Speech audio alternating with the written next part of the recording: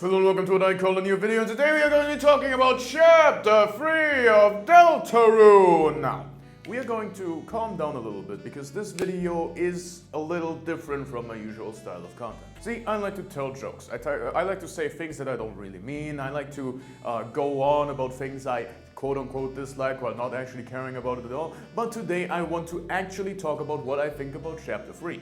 Because if I'm gonna be making jokes, if I'm gonna be unserious about it all the time, people are never gonna know what I genuinely think. So this video is the genuine opinion after playing Chapter 3. I also want it to be known that I have played Chapter 4, I will however not be spoiling it within this video. This video is entirely about Chapter 3, and of course, when talking about Chapter 3, I'm gonna spoil Chapter 1 and 2 as well. I will also not be talking about Chapter 3 in any particular order, so if you don't want to get spoiled on anything, I will not start at the beginning, and you can't just start watching this video and stop at the part where you're at, because, you know, that's not how I'm going to make this video. Right, so I'm gonna first start with the things I genuinely enjoy and then go on to the things I don't really enjoy. But before we do any of that, we have to establish that this chapter is basically in 3 parts. If we were to establish a timeline, there would be the introductory time of the chapter. This includes the introduction of all the characters, basically everything before the game show. The game show segment, which is all of the Zelda clones, but also the secrets and, you know, everything in the green room and surrounding the green room, basically. And lastly, the chase. After we figure out that Tenna is doing some unfortunate business, we go on the chase, at least Tenna goes on the chase on us, and that's the 3rd part of the chapter. Basically, right after we find out Toriel is being held hostage. Right up until the end of the chapter. Now, why am I pointing this out? Well, because I believe that the game show part of this chapter was a bigger part before. Toby Fox went on record of saying that Chapter 3 was shorter than Chapter 2. It isn't anymore, however, that is probably because more was added to the chase section of the chapter. Whilst the majority of the chapter before was the game show aspect. That's also why Toby Fox said that this chapter is a lot different from the other chapters. That's my going theory at least. So now, let's talk about the genuinely good stuff and the things I like about the chapter. I very much enjoy how Tenna can also be summed up in 3 separate sections. Throughout the entirety of the intro and the game show, Tenna is basically playing just a game show host. And a pretty funny one at that. Like, reading Tenna's dialogue, I've had a lot of fun. Actually, voicing Tenna on stream, I've had a lot of fun. But a predictable character is a stale character, so for the chase section, Tenna basically becomes an entirely new character. Not really a new character, because Tenna has always been there, but you know, actually shows what Tenna is like here. And then at the end, of course, we get another Tenna. A redeemed Tenna, if you will. And the evolution of this chase Tenna already being here the whole time, but we just not seeing it because Tenna was playing a character here, I very much enjoy that and like that very much. Now, there were a bunch of people from the Card Kingdom. And I'm pretty sure that even with Lancer and Rules card being there, the implication is that it's not the genuine Lancer and Rules card, but it's just other Rules cards and a different Lancer card that is also in the room with them. Because we did not have the Lancer card or the Rules card in our pocket last time around, it basically tells us that no matter what the actual card is, as long as it's a Rules card, it's always gonna be Rules card. Because otherwise there is no real explanation as to why they are here. And also, they're just fun. Other people from the Card Kingdom also include the like weird 6-shaped head thingies, the pipins, whatever they're called. I don't know, I forgot. And I'm pretty sure there was another one from the Card Kingdom that I can't think of right now. What I also really enjoyed were the small character arcs that we got from the side characters. And when I talk side character, I mean literally the side characters. The ones you normally just walk past. If you talk to them every single time a game show chapter quote-unquote ends, you can actually see a story developing. One of my favorite one of these small little arcs is one of a TV remote and a Pippins, which are friends despite the fact that the Pippins are supposed to cause trouble and the TV remotes are supposed to, you know, keep the trouble away. The TV remote actually petrifies while the Pippins doesn't. However, before that, the TV remote was a little worried that the Pippins may petrify. So I like that. That's a really good arc. Another really good arc is one of the names I forgot, but the person on the counter. Which I'm not gonna spoil yet because I'm about to talk about that now. Now, Chapter 3 has a weird relationship with secrets, I think. So the current Chapter 3 secrets I know are the egg, the weird number that you can put into the gambling machine to lose your hand, all of the S rank ones, and of course the secret boss. Now, I really love, and I mean, I really love 2 of the secrets. Well, the hand one seems like an arbitrary number. It actually isn't. It shares a number with the second tutorial door code, you know, the child protective codes. It is the second one, just into the machine instead. Which, of course, I don't think it's ever implied that you need to do that, but it actually has some sort of precedent there, which you do love to see. And the secret boss is peak. It's not Spamton level peak, but it's better than Jevil, because like Jevil's fucking... like, I don't care about Jevil. I care about Chapter 3 secret boss though, like damn. However, then there comes the egg, which is, it's just weird. Because in the other 2 chapters, all you had to do to get the egg was go back and forth between 2 specific rooms. Now you have to do a lot more. I don't necessarily like it, it's a little different, and I don't like the difference it took. Because Chapter 3, in my opinion, is all about breaking tradition. Right? Because the secret boss doesn't have the freedom motif. A bunch of the things set up aren't really followed up on a meta scale. So when looking at the egg as well, the setup is in every single chapter there's gonna be an egg and you're gonna get it by walking between 2 screens. But now in Chapter 3 you have to do a bunch of extra stuff. I don't necessarily enjoy that. Another way that Chapter 3 also breaks the mold is that in Chapter 1 and in Chapter 2, you were able to, you know, go anywhere at any time. You could do every single secret thing until you defeated the final boss. So you could wait all the way until right before the Queen fight to do Spamton. You could wait right before the King fight to do Jevil. That same does not apply to Chapter 3. Instead, you can only freely move around this timeline right here. Well, normally, the game would let you go from here all the way back to here, just location-wise speaking. I mean, technically, location-wise, yes, you can do it, but you are not constricted on a specific period of time when doing secrets. However, on this chapter, you have to do it. You have to initiate the secrets in the game show phase to finish them in the chase phase. It's very different from the usual approach that Deltarune took. I'm not making my opinion of that known just yet because we're still in the good part. However, I do want to gush about the fact that when playing the secret games on the S rank, they made me feel weird. Like, I want to be completely honest here. I'm not a very emotionally available person, which is unfortunate, and I should probably work on that, and it's probably very distressing that I am not. However, normally, things don't make me feel stuff that much, especially when it comes to video games, especially when stories that I read. Most I can feel is anger towards stupid people in a story. However, that segment within the secret S-rank games, when I had to kill, I felt nothing at first, because it's a game within a game. How am I gonna feel bad about this? Then, however, especially on the second one, she was used up. I don't like that. I don't like that, I don't think. So yeah, it did not feel good. I think I had a little reaction in my wrist from doing that, which is weird. It felt weird. I think you can watch the stream and see how weird I fucking felt. And then the third one. The start is like, it's really good, I gotta say. You spawn with Susie and Relsey. Normally that doesn't happen, like you're here, oh, the boys are here, you know, the fellas, the fellaroonies. You love to see it. You get the knife, you walk around, you don't see anyone. And then suddenly you have a bit of a feeling. And then you turn around and they're like... And then Chris is not even looking at the screen, because even they realize what they gotta do. And oh god, everything sucks and I'm killing my friends right now.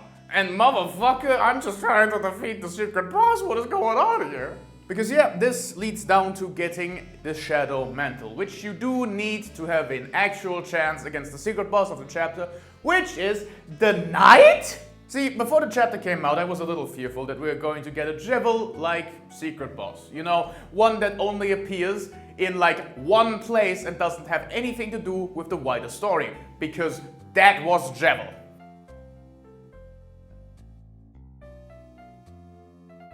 Now I know it's been elaborated on a little bit, he has more to do now, but we're not there yet, that happens in chapter 4. Well, technically, that's also true in this case. That's the night. So that's like the one place, like that's like the one dude where I can say, yeah, that's fine. He don't need to be in the whole chapter to be an interesting secret boss. That's literally the night. So yeah, personally speaking, I'm good. And now we gotta talk about the big elephant in the room. Spamton. Because this whole chapter is built upon the fact that Spamton is a character that a lot of people like. The way Tenna talks is by overtly referencing Spamton a lot of the damn times.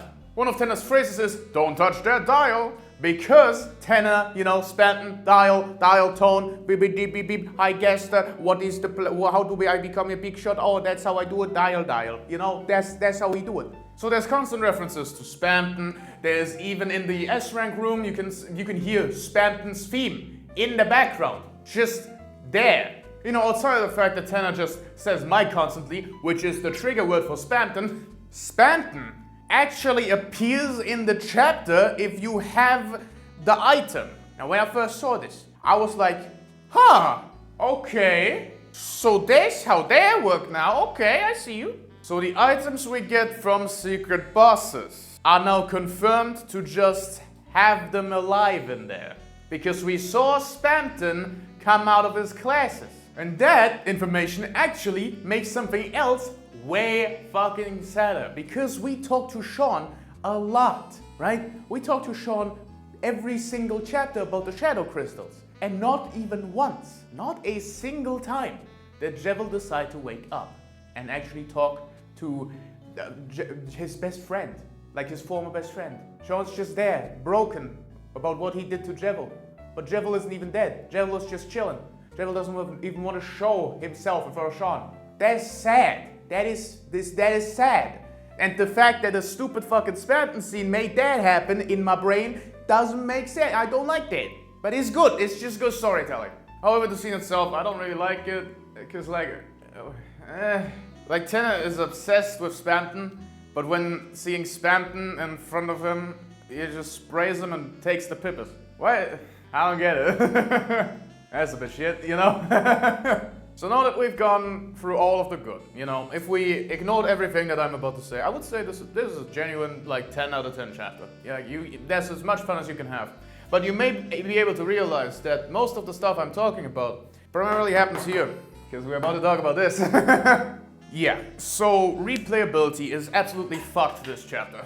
Because of the way the chapter is built and that you have to do certain things at certain times, you have to be in the game show and you have to restart the entire chapter if you saved over your previous save game. There's only 3 only 3 save files, and I always save on the first one on my normal playthrough, then I save on the second one on my evil playthrough. That is how I work. Is that my fault then that I had to restart the entire chapter multiple times because I missed secrets? No, because usually I didn't have to do that. For chapter 2, I had to restart once because Snowgrave exists. And Snowgrave existing in that state makes sense. You can do everything. You can be at the end point of the chapter and do every single secret except Snowgrave, because Snowgrave is supposed to feel like it is not supposed to be there. It's supposed to weird you out. It's supposed to make you think that you're doing something wrong. And if it's still available, if you're at the end of the chapter, that doesn't make any sense. Understandable. However, in chapter 3, the weird route and the secret boss were pulled together into a single thing to make it seem more weird and to blur the lines a little bit on what is the correct thing to do. However, by blurring these lines, the game design philosophy of being able to replay everything from the end of the chapter doesn't work anymore, because we are now combining 2 things that are literally incompatible. So what Toby decided to do is use the weird route technique of locking it behind a certain time period. But then, in addition to that, instead of just locking it behind a certain time period, it was also locked behind a rank, the S rank, which you can bribe your way into getting, yes. However, if you don't know this, you'll just end up restarting the chapter over and over again because you don't know that you can buy it. And then when you realize, when your chat tells you that you can buy it, you go down and realize it's 1,500 points, and then you have 4.99. And you can't get more points than you already have in that part of the game. To exchange money for points, you have to go into the S rank room. Do you see the issue? What in the ever-loving fuck was the thought process there? You cannot earn points in the green room area. However, you can exchange your dark dollars for points in the S rank area, which you cannot enter without paying 1,500 points. What the fuck, Toby? And before you say, skill issue, I did get both S ranks legitimately. I did not pay a single point. However, my friend Prof_Toad, also known as JJ Yell, also decided to stream Deltarune to me, and we played it together.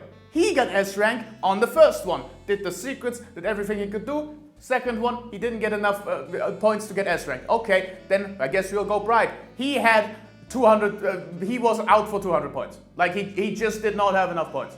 And so he would have to replay the entire thing again. The entirety of Act 2. Fuck that. No, that sucks ass, Toby. That is bad game design. So yeah, we cheated on that one. We save edited the amount of points to be enough to buy that. It's horseshit that we had to do that. But we were not going to be fucking playing that again. Because let me tell you something, that part of the chapter is not fun. It's a Zelda clone, which is fine to play once. However, if you make a mechanic where you have to play it over and over and over and over and over and over and over again, it's not fun anymore. The most fun you'll have in those segments is when you do the S rank secrets, because you can actually have gameplay in there. There's actual gameplay.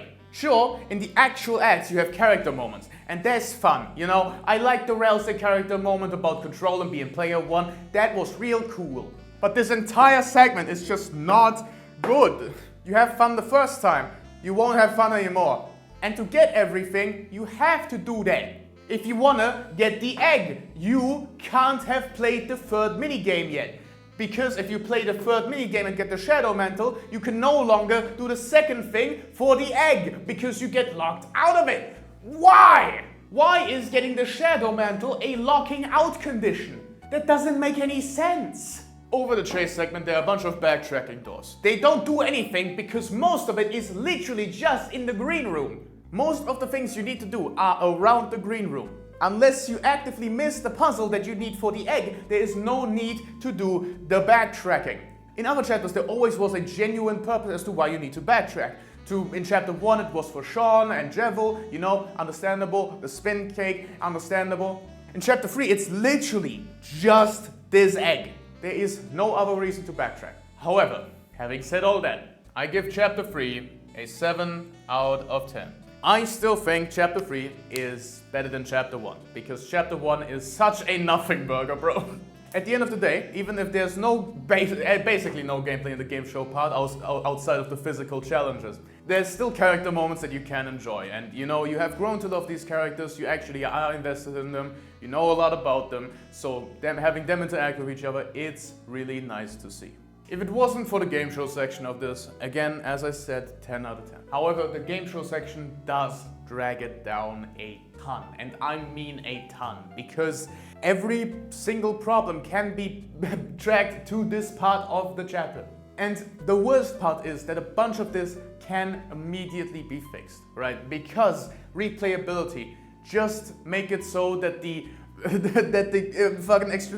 money transfer of money to points is outside of the S rank room. Why is it in there? That's like the one place you don't need it. Or alternatively, give a different way of earning like 300 points inside of the green room. It's not that difficult to make it. Of course, replayability still suffers because you have to play these shitty fucking Zelda clones, but it's fine. That much I can bear, because I don't actually have to try for S rank every single time. I can just earn those extra points in the green room with a potentially fun minigame. Why make all the extra steps for the egg? I don't get it. Normally, it was just a single screen back and forth. I don't know why you added all of these extra things. It's just unneeded. It's basically just you are contrarian to your own design system because you want the chapter 3 to be different. So yeah, I really enjoyed my time with chapter 3, and I gotta say, Secret Boss is fucking peak. But I don't necessarily like this contrarian approach to chapters. I know that's the point, but I can dislike the point.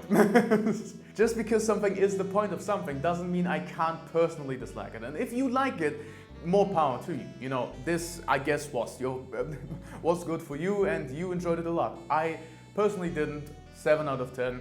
Better than chapter 1, worse than chapter 2. I will be doing the same kind of video for chapter 4 as well. I haven't actually seen all the secrets yet, so I'm gonna go ahead and do that, and then we'll see each other in the next video. My fit goes absolutely goddamn hard.